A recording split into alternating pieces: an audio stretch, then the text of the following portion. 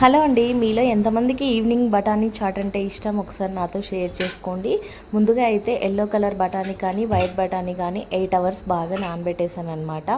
Next day morning వచ్చేసి ఇంకా నేను వేరే వాటర్ అయితే తీసుకొని శనగలు ఉంటాయి కదా, ఆ బఠానీలన్నీ వేసేసి కొంచెం పసుపు సాల్ట్ అయితే పెట్టి ఒక 5 విజిల్స్ అయితే పెట్టేశాను.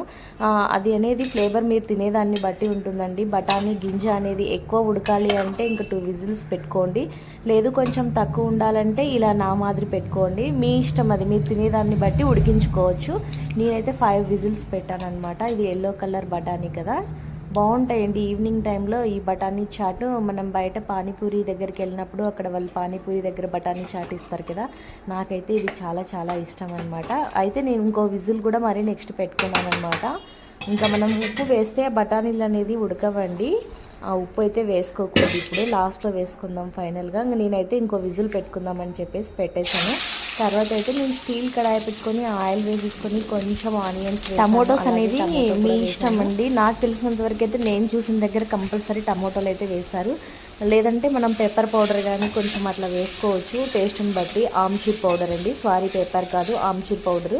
నా దగ్గర ఆమ్చూర్ పౌడర్ లేదు కాబట్టి నేనైతే టమోటోస్ వేస్తున్నాను. ఎందుకంటే మనం తిన్నది డైజెషన్ అవ్వాలంటే కూడా కొంచెం ఆనియన్ టమోటోస్ అనేది కంపల్సరీ ఉండాలన్నమాట. ఆయిల్ బాగా హీట్ అయిన తర్వాత కొంచెం ఆనియన్ టమోటో వేసాను కదా, ఇప్పుడు ఫస్ట్ కొంచెం అల్లం వెల్లుల్లి పేస్ట్ అయితే వేస్తున్నాను. ఈ అల్లం వెల్లుల్లి పేస్ట్ బఠానీ చాట్కి కంపల్సరీ అయితే ఉండాలి. తర్వాత వచ్చేసి సాల్ట్ వేసేసుకున్నాను. ఇంకా నెక్స్ట్ అయితే వచ్చేసి చిటికేడంత ధనియా పౌడర్ అయితే వేసుకున్నాను. తర్వాత వచ్చేసి కొంచెం కారం టేస్ట్కి దగ్గర వేసుకోండి. నాది అయితే ఇక్కడ కారం రెడ్గా ఉంది కానీ ఎక్కువ కారం అయితే లేదు. తర్వాత వచ్చేసి కొంచెం గరం మసాలా అయితే వేసాను. నెక్స్ట్ వచ్చేసి జీరా పౌడర్ అయితే వేస్తున్నాను. మనకి డైజెషన్కి జీరా పౌడర్ ప్రతి ఒక్క వంటల్లో అయితే యూజ్ చేస్తే చాలా మంచిదండి. ఇంకా ఈ బఠానీ చాటు ఈవినింగ్ టైంలో ఈ పానీపూరి ఇలా మనం ఏమైనా తిన్నామంటే మనం కంపల్సరీ జీరా పౌడర్ అనేది ఖచ్చితంగా వేసుకోవాలి.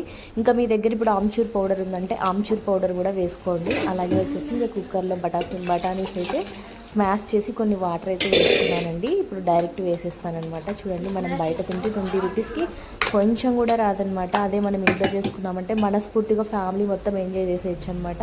చూడండి, నేను ఇప్పుడైతే కుక్కర్లో అదంతా వేసేసాను. నిజంగా చాలా బాగుంటుందండి ఈవినింగ్ టైంలో ఈ చాట్స్. ఇష్టపడిన వాళ్ళంటే ఎవ్వరూ ఉండరు. ఇప్పుడు మనకి బయట బండ్ల మీద చూస్తే ఆ పానీపూరి, గోబీ ఇవే ఎక్కువ ఉంటాయన్నమాట. నేనైతే ఈరోజు ఇంకా ట్రై చేశాను అనమాట. ఇంతకుముందు కూడా ఒకసారి చేశాను కానీ వీడియో అయితే తీయలేదన్నమాట. ఇంక ఇప్పుడు ఇది ఆల్మోస్ట్ మనం ఒక సిమ్లో పెట్టేసేయాలి, అంటే ఫ్లేమ్ తగ్గించాలి. ఆల్మోస్ట్ రెడీ అయిపోయింది ఫైనల్గా మనకి. ఇంకా నేనైతే ఫైనల్గా కొంచెం అలా కారం వేసాను, కొత్తిమీర వేసాను. మీ దగ్గర సేమియా కానీ దహి, పెరుగు ఏవైనా ఉంటే ఫైనల్గా అన్నీ యాడ్ చేసేసుకొని దించేసుకొని తినేసేదేనండి. ఫైనల్ లుక్ అదే. నేనైతే చూడండి కొత్తిమీర వేసిన తర్వాత ఆ ఫ్లేవర్ ఎలా మారిపోయిందో. ఇంకా పెరుగు కానీ సేమియా కానీ మిక్చర్ ఉంటుంది కదా, అవన్నీ మనం కప్పులో తీసుకున్న తర్వాత ఫైనల్గా వేసి లెమన్ అనేది స్క్వీజ్ చేసేసి ఇంకా ఆనియన్తో తినేసేయడమే అనమాట.